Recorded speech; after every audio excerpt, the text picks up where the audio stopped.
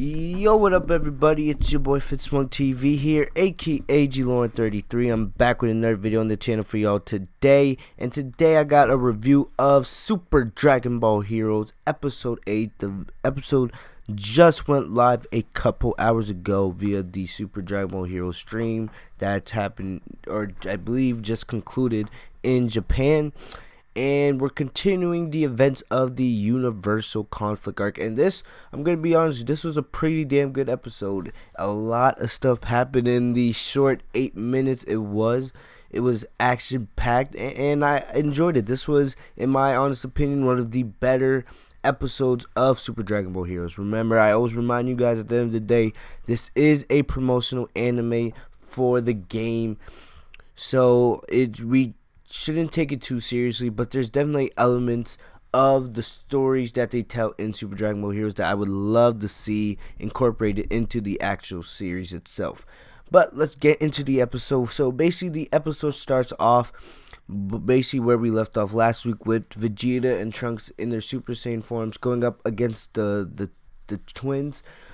I'm just going to say from now on, I'm just going to call them the Tuffle twins because I keep forgetting their names and I don't want to keep messing them up. So from now I'm going to keep calling those twins the Tuffle twins. So basically what happens is Trunks and Vegeta go up to attack them, and they're holding their own against these twins. But you know what happens then is that the twins decide to go into the bodies of Caulifla and Kale, and you can see what happened to them as stated on the screen. For those of you guys who read the Super Dragon Ball Heroes manga, you guys should have already known that almost the same events that took place in the manga happened in this episode. And right away, we see that Caulifla and Kale, their hair turns white, and basically the twins take control of their body. All right, the male one takes control of Caulifla, and the female one takes control of Kale. And it's very similar to what Baby did to Vegeta back in Dragon Ball GT. I know there's a lot of y'all that don't like GT. I'm one of them, but you know, Baby was one of the more interesting villains in the entire series of Dragon Ball. To be honest, without Baby, they would have never been Super Saiyan 4. That's just the truth. So basically what happened in that arc, very similar to what they did here. We see the twins take control of their body, and they go up against Vegeta and Trunks. At the beginning, it looks like Caulifla and Kale have the advantage, but as the fight goes on, we see Vegeta and Trunks regain the momentum. A pretty cool part happened, and I want to thank my boy DBS Hype on Twitter for providing us with the images. I'm going to go up here. Basically what happens is, and this is pretty, you know, this was drawn really well. I like this. This is one of, you know, Yamamura. We know Yamamura does the animation for Dragon Ball Heroes. This is a very, you know, beautifully drawn shot. I really liked how this sequence looked. If you guys haven't seen the episode yet, you know, just search it up on YouTube and tell me guys what you thought in the comment section down below.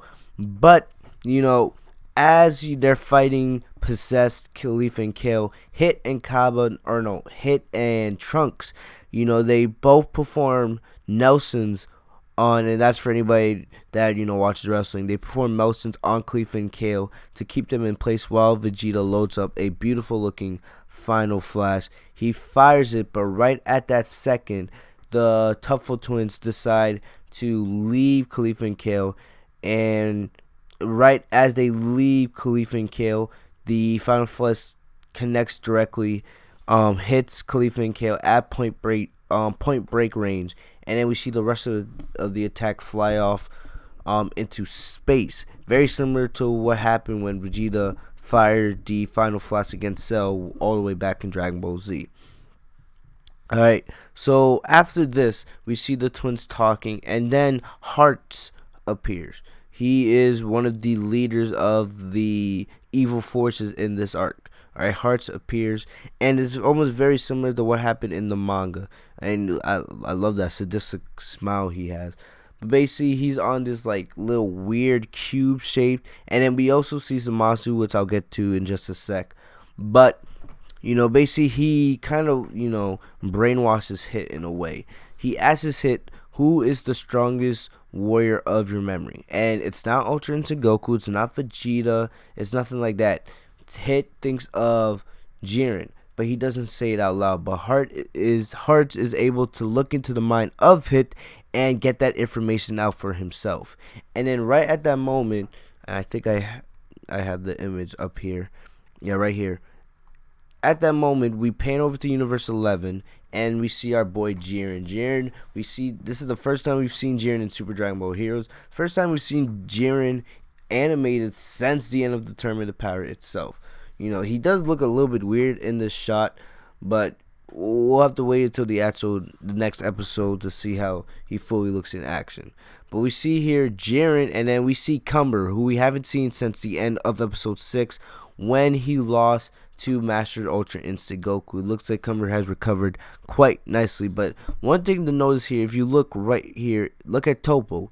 He is unconscious. He is down for the count. No movement whatsoever. And it seems like we're about to have a big battle against Cumber versus Jiren. But it's going to be very interesting. Remember, we know that Ultra Instinct Goku is stronger than Jiren. But, you know, when Goku's not using Ultra Instinct, Jiren is the strongest warrior out there in probably all the universes. You know, you can't argue Broly, but I don't know, and I don't think we're going to see Broly in this arc. You never know. But for right now, you know, it's going to be very interesting to see how Jiren goes up against Cumber. Cumber couldn't land a dent in Ultra Instinct Goku. Jiren was able to hold his own with Ultra Instinct Goku for most of the fight in Dragon Ball Super episode 131. I mean, episode 130. My bad.